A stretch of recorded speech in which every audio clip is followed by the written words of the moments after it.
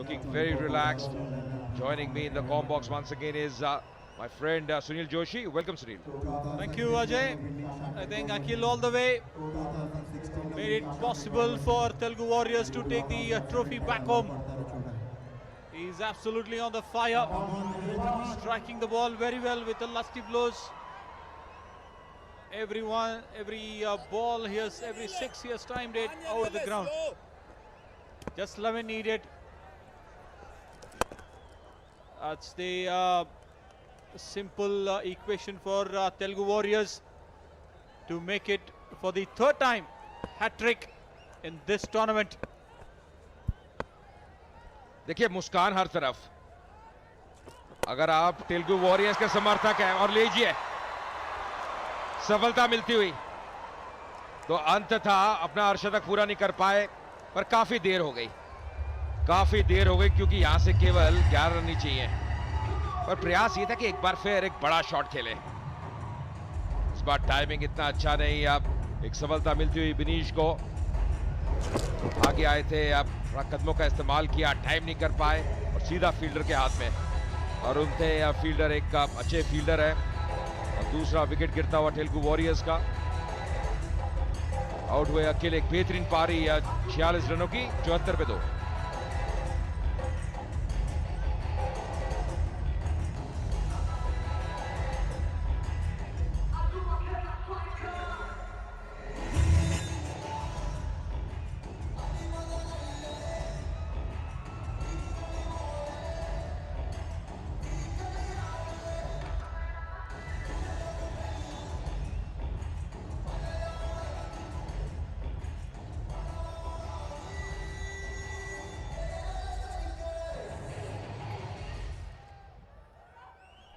So new batsman in the crease is Ashwin Babu, 74 for 2. Telugu Warriors just requiring 11 more of 22 deliveries.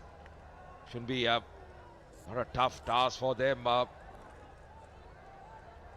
Both the new batsmen in the crease at the moment, Ashwin and Prince.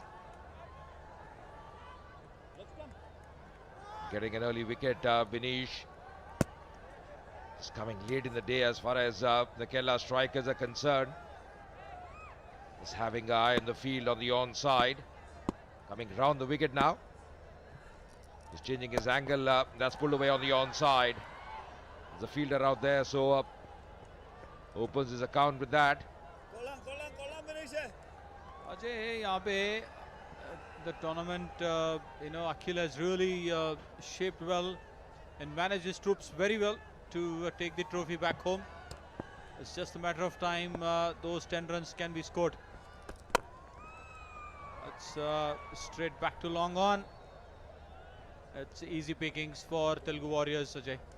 और सुनील, कोई जल्दबाजी करने की जरूरत नहीं है, क्योंकि आप जिस स्थिति में हैं, आप अगर सिंगल भी ले रहे हैं, डबल भी ले रहे हैं, तो आराम से पहुंच जाएंगे. जल्दबाजी करने की कोई आवश्यकता नहीं है.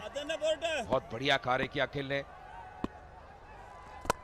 जैसे आप कह रहे हैं कि अखिल की जो पारी, एक आउटस्टैंडिंग पारी, कप्तानी बहुत बढ़िया की है, अपने गेंदबाजों को रोटेट किया है.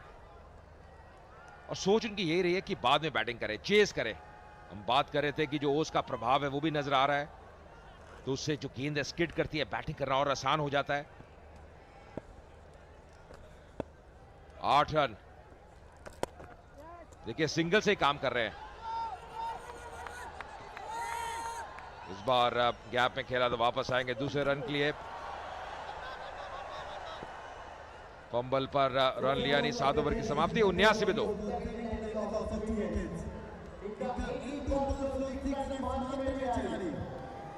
अजय, यहाँ पे देखा जाए score card doesn't look good for Kerala strikers, but it's a hat-trick for Telugu Warriors.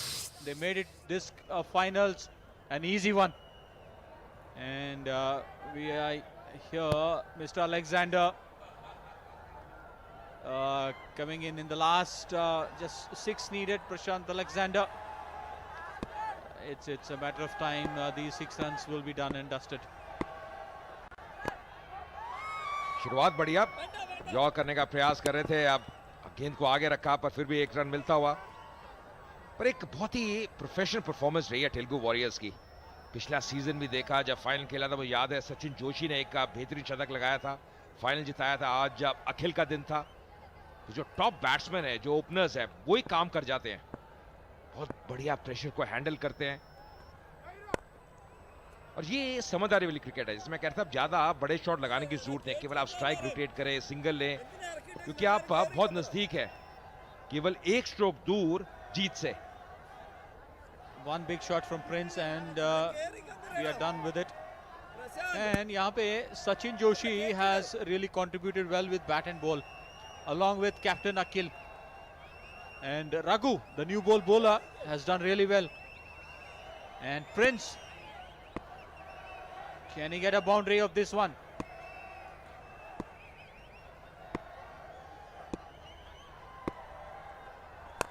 ये लीजिए, और यहाँ पे जीत तेलुगु वॉरियर्स के लिए।